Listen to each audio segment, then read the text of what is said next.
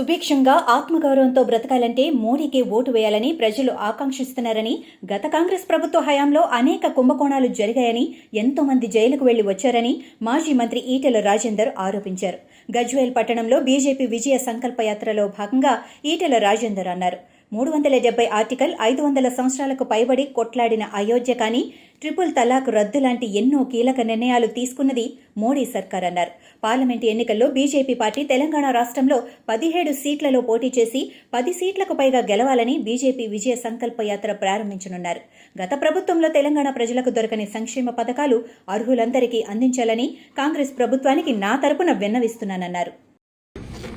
గజ్వేల్ నియోజకవర్గంలో ఎన్నికల ముందు కేసీఆర్ గారు ప్రతి నెల ఒకసారి వస్తానని మిమ్మల్ని అందరినీ కలుసుకుంటారని, ఈ దఫా కార్యకర్తలకు నాయకులకు ఇబ్బంది కలగలేనని చెప్పి వారు వాగ్దానం చేసింది. కానీ గెలిచినప్పటి నుంచి ఇప్పుడు రాలేదు.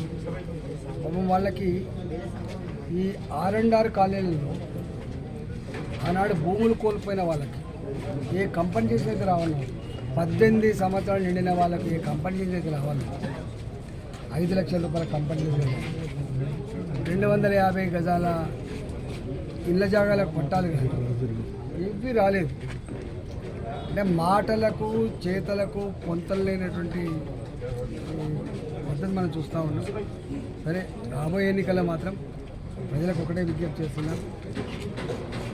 పార్లమెంట్ ఎన్నికలలో కాంగ్రెస్ పార్టీ ఇచ్చిన మోసపు మాటలు, హామీలు కానీ, ఇవాళ బీఆర్ఎస్ పార్టీ ఇచ్చేటువంటి ఎన్నికల ముందే ఇచ్చేటువంటి హామీలు కానీ నమ్మకుండా నరేంద్ర మోడీ గారు దేశాన్ని ఎట్లా పురోగమింపజేస్తుందో నరేంద్ర మోడీ గారికి ఆశీర్వదించాలని చెప్పి కోరుతున్నాం.